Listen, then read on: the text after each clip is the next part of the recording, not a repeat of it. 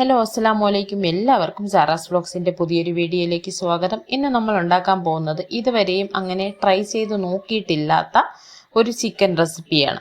വളരെ ഈസി ആയിട്ട് കുറച്ച് ഇൻഗ്രീഡിയൻസ് കൊണ്ട് മിനിറ്റുകൾ കൊണ്ട് റെഡിയാക്കി എടുക്കാവുന്ന ഒരു സൂപ്പർ ഡിഷാണ്. എല്ലാവരും വീഡിയോ മിസ് ചെയ്യാതെ കാണുക. അപ്പോൾ അതിന് വേണ്ടിയിട്ടൊരു പാൻ അടുപ്പിൽ വെച്ച് ചൂടാക്കി അതിലേക്ക് ഒരു 3 ടേബിൾ സ്പൂൺ എണ്ണ ഒഴിച്ചു കൊടുത്തിട്ടുണ്ട്. ഇനി എണ്ണ ചൂടാകുമ്പോൾ ഒരു 2 ഇടത്തരം വലിപ്പമുള്ള സവാള നന്നായിട്ട് മിക്സിയിൽ അരച്ചത് ഇതിലേക്ക് നമ്മൾ ചേർത്ത് കൊടുത്തു. വെള്ളം ഒന്നും ചേർക്കാതെ നന്നായിട്ട് പേസ്റ്റ് പോലെ അരച്ചെടുക്കുക.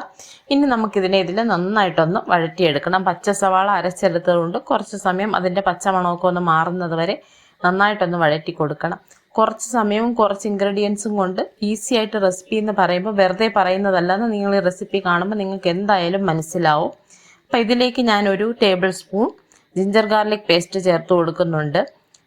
വളരെ കുറച്ച് ഇൻഗ്രീഡിയൻസ് മാത്രമേ നമ്മൾ ഈ ഒരു റെസിപ്പിയിലത്തേക്ക് യൂസ് ചെയ്യുന്നുള്ളൂ കേട്ടോ.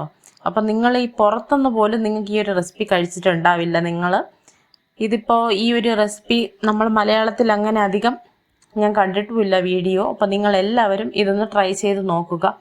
ഒരു 7 പച്ചമുളക് ഞാൻ ഇതിലേക്ക് ചേർത്ത് കൊടുക്കുന്നുണ്ട്. കാരണം നമ്മൾ ഇതിന് എരിവിന് മെയിനായിട്ട് എടുക്കുന്നത് പച്ചമുളകാണ്. അപ്പം നിങ്ങളുടെ എരിവിനനുസരിച്ച് കൂട്ടിയോ കുറച്ചോ നിങ്ങൾ ചേർത്ത് കൊടുക്കുക. ഇതുപോലെ കീറി 2ആയിട്ട് മുറിച്ച് കീറി അങ്ങ് ഇട്ട് കൊടുക്കുക. എന്നിട്ട് അതിനെ ജസ്റ്റ് ഒന്ന് വഴറ്റി കൊടുക്കുക. ഇനി നമ്മൾ ഇതിലേക്ക് ചേർത്ത് കൊടുക്കുന്നത് ഒരു 300 ഗ്രാം അളവിൽ ചിക്കൻ പീസസ് ആണ്. ചെറുതായിട്ട് മുറിച്ച ചിക്കൻ പീസസ് നമ്മൾ ഇതിലേക്ക് ചേർത്തു. ഇനി നമുക്കിതിനെ നന്നായിട്ടൊന്ന് വഴറ്റി കൊടുക്കാം. നിങ്ങൾ വീട്ടിൽ ചിക്കനൊക്കെ വാങ്ങുമ്പോൾ അതിൽ നിന്ന് കുറച്ച് പീസ് മാറ്റി വെച്ചിട്ട് ഇതുപോലെ ഒന്ന് ട്രൈ ചെയ്ത് നോക്കുക. പിന്നെ നിങ്ങൾ എന്തായാലും ഈ ഒരു റെസിപ്പി ഇടയ്ക്കിടയ്ക്ക് ഉറപ്പായിട്ടും ഉണ്ടാക്കുക എന്നുള്ളത് ഉറപ്പാണ്. എന്തായാലും നിങ്ങൾ ട്രൈ ചെയ്ത് നോക്കുക എന്നുള്ളത് മസ്റ്റാണ് കേട്ടോ.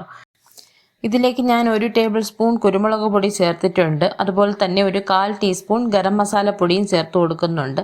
ഇതിലേക്ക് നമുക്ക് വേറെ പൊടികളൊന്നും ആവശ്യമില്ല. ആവശ്യത്തിന് ഉപ്പും നമ്മൾ ചേർത്ത് കൊടുക്കുന്നുണ്ട്. ഇനി നമുക്കിതിനെ നന്നായിട്ടൊന്ന് മിക്സ് ചെയ്ത് കൊടുക്കാം. കുരുമുളക് പൊടി കൂടിപ്പോയാൽ നമ്മളെ കറിയുടെ കളർ ഡാർക്കായി പോവും.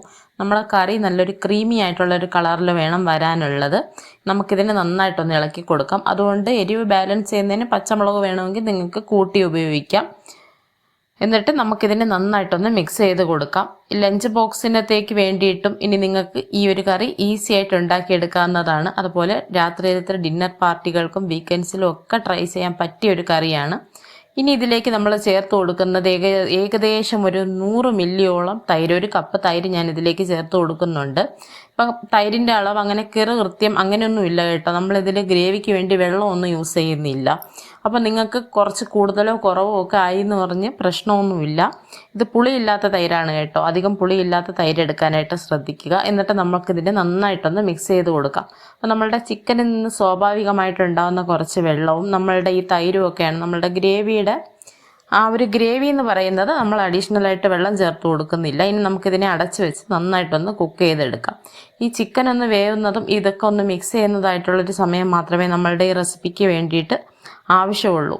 മൊത്തത്തിലൊരു 15-20 മിനിറ്റ് സമയത്തിനുള്ളിൽ നമുക്ക് ഈ ഒരു റെസിപ്പി റെഡിയായി കിട്ടും. അപ്പം നമ്മളുടെ ചിക്കനൊക്കെ ഏകദേശം വെന്ത് വന്നിട്ടുണ്ട്. ചിക്കൻ വെന്ത് കഴിഞ്ഞാൽ നമുക്ക് പിന്നെ ഇതിലേക്ക് ഫൈനലായിട്ട് ഒരു ഇൻഗ്രീഡിയൻറ്റ് കൂടി ചേർത്ത് കൊടുക്കണം. നമ്മൾ ഇതിലേക്ക് ചേർത്ത് കൊടുക്കുന്നത് ഫ്രഷ് ക്രീമാണ്. ഫ്രഷ് ക്രീമിൻ്റെ ചെറിയൊരു പാക്കറ്റിൻ്റെ പകുതി ഭാഗത്തോളം ഞാൻ ഇതിലേക്ക് ഒഴിച്ചു കൊടുക്കുന്നുണ്ട്. കൂടുതൽ വേണമെന്നുള്ളവർക്ക് കൂടുതൽ ഒഴിച്ചു കൊടുക്കാം. എന്തായാലും ഇത്ര ഒരു അളവ് എന്തായാലും ചേർത്ത് കൊടുക്കണം. ഇനി നമുക്കിതിനെ നന്നായിട്ടൊന്ന് മിക്സ് ചെയ്ത് കൊടുക്കാം. ഫ്രഷ് ക്രീം ചേർത്ത് കഴിഞ്ഞാൽ പിന്നെ ഫ്ലെയിം നന്നായിട്ട് ലോ ആക്കി കൊടുക്കണം. ഒത്തിരി സമയം തിളപ്പിക്കേണ്ട, നന്നായിട്ട് ഫ്ലെയിം ലോ ആക്കി കൊടുക്കണം. അപ്പോൾ ക്രീം എന്ന് പറയുമ്പോൾ ഈ ഒരു പാക്കറ്റിന് ഏകദേശം 65-70 രൂപയ്ക്കുള്ളിൽ വിലയുണ്ടാവും. ഇത് നിങ്ങൾക്ക് വാങ്ങിയിട്ട് ഏകദേശം ഒരു 2 റെസിപ്പിയൊക്കെ ചെയ്യാനായിട്ട് നിങ്ങൾക്ക് യൂസ് ചെയ്യാം. പൊട്ടിച്ചിട്ട് 3 ദിവസത്തിനുള്ളിൽ തന്നെ നിങ്ങളത് യൂസ് ചെയ്ത് തീർക്കുക. ഫ്രിഡ്ജിൽ സൂക്ഷിക്കുകയും വേണം. അപ്പോൾ നമ്മളുടെ കറി നന്നായിട്ട് ക്രീമി ആയിട്ട് തിളച്ച് വന്നിട്ടുണ്ട്. ഇതിലേക്ക് ഞാൻ 1 ടേബിൾ സ്പൂൺ ബട്ടർ ചേർത്ത് കൊടുക്കുന്നുണ്ട്. ഇത് തീർത്തും ഓപ്ഷണലാണ്. നിങ്ങളുടെ കയ്യിലുണ്ടെങ്കിൽ മാത്രം ചേർത്ത് കൊടുക്കുക. കുറച്ച് മല്ലിയിലയും കൂടെ നമുക്ക് ചേർത്ത് കൊടുത്തിട്ട് നമ്മളുടെ ഈ കറി നമുക്കൊന്ന് അടച്ച് വെച്ച് ഒരു 5 മിനിറ്റ് ജസ്റ്റ് വെറുതെ അടുപ്പ് ഓഫ് ചെയ്തതിന് ശേഷം നമുക്കൊന്ന് അടച്ച് വെച്ചേക്കാം. ഈ ബട്ടറൊക്കെ ഒന്ന് മെൽറ്റായി ആ കറി നന്നായിട്ടൊന്ന് സെറ്റായി വരുന്നതിന് വേണ്ടിയിട്ട്. അപ്പോൾ 5 മിനിറ്റ് കഴിഞ്ഞിട്ട് നമുക്ക് ഈ കറി തുറന്നെടുത്തിട്ട് ചപ്പാത്തി, പൊറോട്ട, നെയ്ച്ചോറ് എന്തിൻ്റെ കൂടെയും നിങ്ങൾക്ക് സൈഡ് ഡിഷായിട്ട് യൂസ് ചെയ്യാൻ പറ്റിയ ഒരു കറിയാണ്. അപ്പോൾ എല്ലാവരും ഈ ഒരു റെസിപ്പി ട്രൈ ചെയ്ത് നോക്കുക. വീണ്ടും പുതിയൊരു വീഡിയോയുമായിട്ട് കാണുന്നത് വരേക്കും ബൈ. അസ്സലാമു അലൈക്കും.